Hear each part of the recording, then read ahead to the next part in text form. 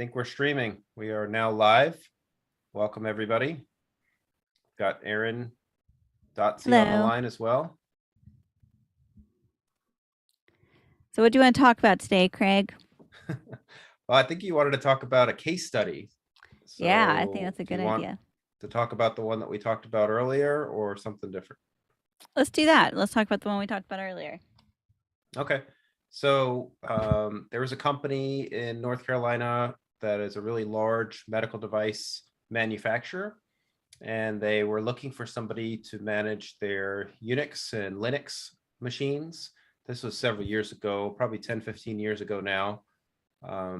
But they were looking for very specialized support. And we were hired to do an assessment for them. So we came in, looked at what they had, and reviewed their configuration.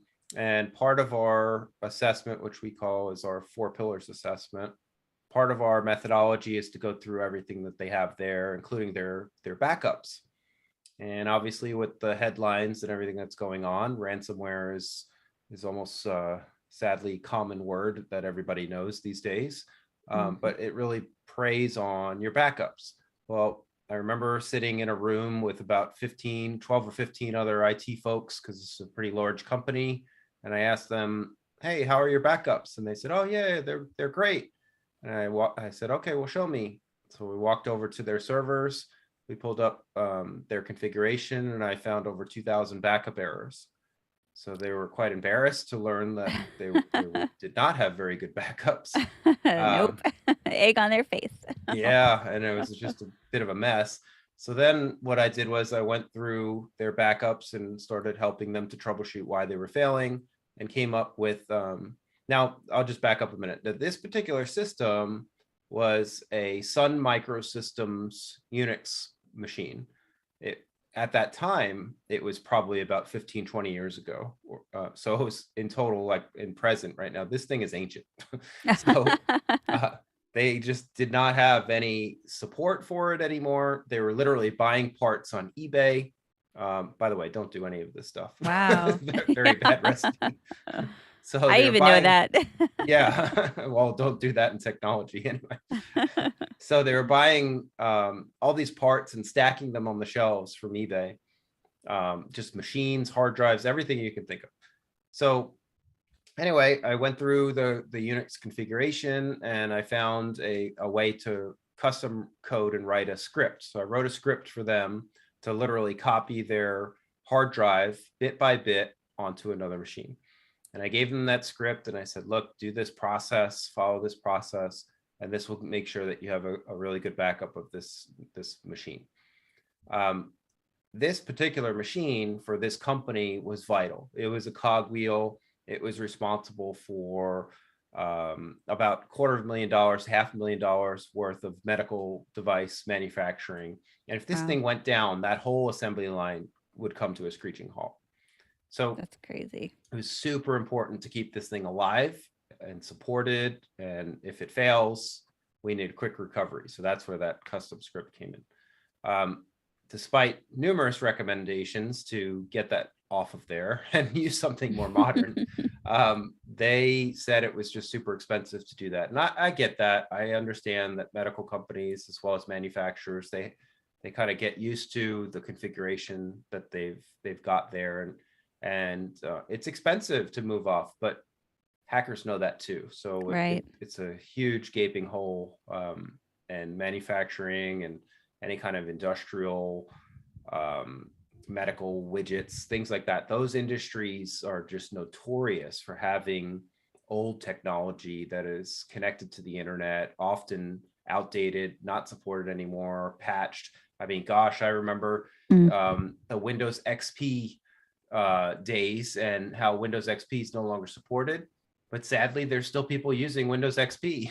Wow. And even for the medical equipment, that's crazy, because that's so, I mean, didn't it just happen recently, semi-recently in Germany, that somebody actually did lose their life due to from ransomware. Yep.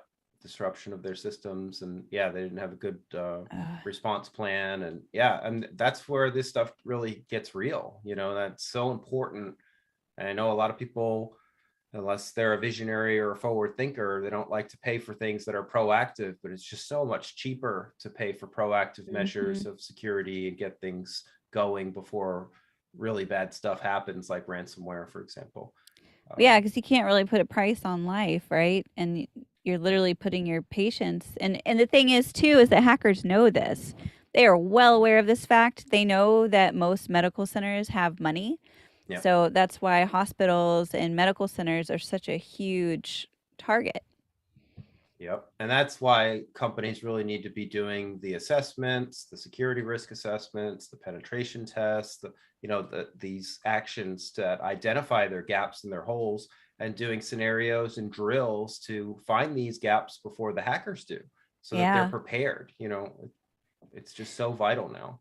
And now, I mean, I keep coming back to this, but the truth of the matter is, too, is especially for medical center, a tool like XDR, something that's watching their system, because they can't always patch it immediately. So if you have equipment where you can't always immediately patch it, you need something that keeps eyes on your networks, because most likely you're going to have some kind of vulnerability, because that's what patches are for, is to close vulnerabilities. So if you have these wide gaping vulnerabilities, it's just a door to walk right through. And, if you do that, who's watching your system? That's exactly right. Yeah, that's a great point. XDR, or extended detection and response technology, is really vital these days. It's not a cure-all or a silver bullet, but it is a great, powerful layer that, especially if you've got devices on your network that are outdated, unpatched, and if they're in a manufacturing arm or medical practice of some sort, and you can't patch it, that there are situations like that where you just can't patch. You have to have technology like this that's constantly watching over and making sure that, hey, there's exploits that are out there, the bad guys are trying to get in, but you have to have this layer in place to make sure that it blocks and stops that threat from happening, because oftentimes it's going to happen when people are not at work and they're asleep, and you want to make sure that not only do you have an XDR solution, but you have what's called a SOC, or a security operations center, that's running 24/7, manned by background checked US citizens that are watching over your data every second, and catching this stuff in real time. Yep. And that's the other thing, too, is that a lot of people, maybe companies, don't necessarily realize, is that having a managed SOC is vital. I mean, you can potentially build your own team, right? But how much money is that going to cost? And what if you only have one IT guy, right? Like one guy to watch your SIM. Hope I use that properly. But one person to watch that. Well, the person that's watching that, you might pay them what, $200,000 a year, but they're going to go on vacation every once in a while. Like their eyes cannot always be on it, one set of eyes. So building a team like that is really cost prohibitive, and it's just not a good idea, for smaller companies. So that's why, outsourcing that work is it's vital, especially in today's digital realm, with all the bad actors. And oftentimes, when companies hire somebody, they don't hire them for one thing. They try to give other duties and job roles to that person, right, to try to get the most out of their salary. What? But wearing the many hats, right? But I mean, you said it best, that when you said that you just can't keep up, and it's so true. Even with traditional IT and managed services, it's always best to have a managed service provider instead of hiring in-house, if you can. I mean, there are companies that are going to get to the point where you have to hire in-house, and I get that. But on a cyber side of things, when you're in the trenches and you're looking at this stuff, and this is what you do, you're going to hone your craft, right? You're going to get really good at it. And I saw a stat the other day where there's just so much white noise in alerts that IT staff just gets kind of numb to. I can see that. And it's just like, oh yeah, I threw another alert, but we don't need to worry about that. But they're putting out fires every day. They don't have time to figure out why is that thing causing that white noise.